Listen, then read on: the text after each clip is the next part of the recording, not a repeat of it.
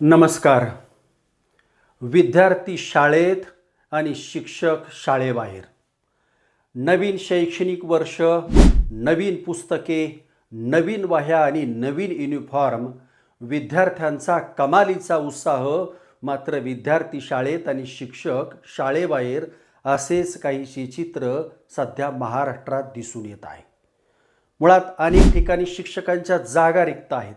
त्यात उपलब्ध असणारे शिक्षक वर्गाबाहेर अशैक्षणिक कामे करत फिरत आहेत आणि नव्या वर्गात नव्या उत्साहानं दाखल झालेल्या मुलांना शिकवण्यासाठी कुणी नाही, अशी स्थिती आहे.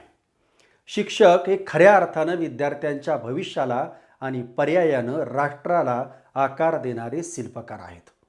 नवीन राष्ट्रीय शैक्षणिक धोरणानेही शिक्षकांविषयी गौरवगाथ काढत त्यांच्या भूमिकेचं महत्त्व अधोरेखित केले आहे. मात्र राष्ट्राला आकार देणाऱ्या या शिक्षकांना आज BLO, SIR आणि इतर अशैक्षणिक कामांच्या विळख्यात अडकवलं जात आहे.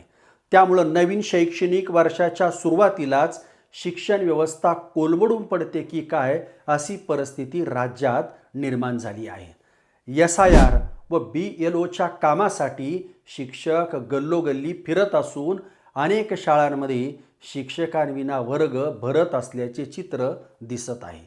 यामध्ये सर्वाधिक भरडला जातो तो सर्वसामान्य विद्यार्थी. अशैक्षणिक कामामुळे शिक्षक पिळवटला जात असताना त्याच्याकडून शैक्षणिक गुणवत्तेची अपेक्षा मात्र कायम ठेवली जाते. कल्पना करा की एका शिक्षकानं दिवसभर निवडणुकीचे काम केले, जनगणना केली, सर्वेक्षण केले, शासकीय माहिती भरली आणि दुसऱ्या दिवशी सकाळी त्याच शिक्षकाकडून आपण अपेक्षा करतो की तो वर्गात 100% उत्साहानं शिकवेल.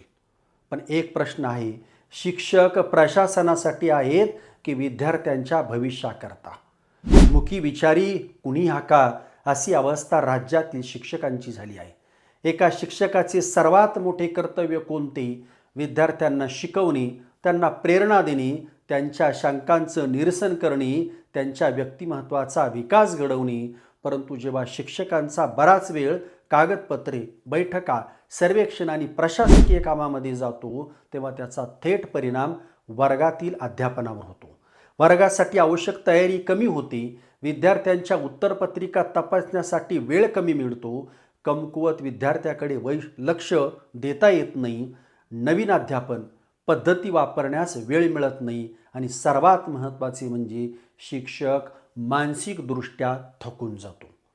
थकलेल्या मनानं उत्कृष्ट अध्यापन करणं कठीण होतं. त्याचा परिणाम शेवटी विद्यार्थ्यांच्या गुणवत्तेवर दिसून येतो. दुसरीकडे बदललेल्या पाठ्यपुस्तकांसाठी शिक्षकांचे प्रशिक्षण आयोजित केले जात आहे. हे प्रशिक्षण शिक्षकांना पुढील अध्यापनाच्या दृष्टीनं अत्यंत महत्त्वाचं आहे. पण अनेक शिक्षक नेमके याच काळात अशैक्षणिक कामामध्ये गुंतलेले असतात. त्यामुळे त्यांना या प्रशिक्षणापासून वंचित राहावे लागणार आहे.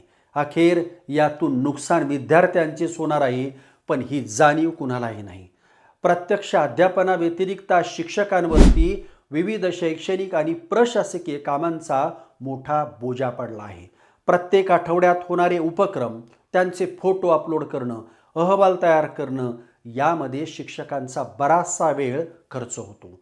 एकीकडे शालेय शिक्षण विभाग शासन निर्णय काढून शिक्षकांना अशैक्षणिक कामातून मुक्त केल्याचा खोटा दावा करतो, तर दुसरीकडे महिनोन्महिने चालणाऱ्या कामांमध्ये त्यांनाच गुंतवले जाते. कामांना नकार दिल्यास अनेक शिक्षकांना FIR दाखल केले जातात. नवीन राष्ट्रीय शैक्षणिक धोरणामध्येही प्रत्यक्ष अध्यापनाशी संबंधित नसलेल्या कामापासून शिक्षकांना दूर ठेवण्याची शिफारस करण्यात आली आहे. मात्र राईट टू एज्युकेशन कायद्याचे कलम 27 आणि राष्ट्रीय शैक्षणिक धोरणातील शिफारसी सध्या केवळ कागदावरच दिसतात.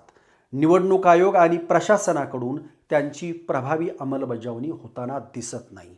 शिक्षक शाळेबाहेर अशैक्षणिक कामे करत असताना शाळेमध्ये विद्यार्थ्यासोबत काही दुर्घटना घडली तर त्याची जबाबदारी कुणाची? या शिक्षकांना शाळांपासून दूर ठेवणं म्हणजे मुलांना असुरक्षिततेच्या खाईत ढकलण्यासारखं नाही का, हा प्रश्न आहे. शिक्षणाच्या गुणवत्तेची खरी सुरुवात शिक्षकांच्या सन्मानापासून होते. शिक्षकांना अशैक्षणिक कामांच्या जोखडातून मुक्त करून त्यांना अध्यापनासाठी आवश्यक वेळ, साधने आणि वातावरण उपलब्ध करून देणं ही काळाची गरज आहे. अन्यथा शिक्षण व्यवस्थेची किंमत विद्यार्थ्यानं, पर्यायानं संपूर्ण समाजाला आणि राष्ट्राला भोगावी लागेल. विचार करावा ही नम्र विनंती.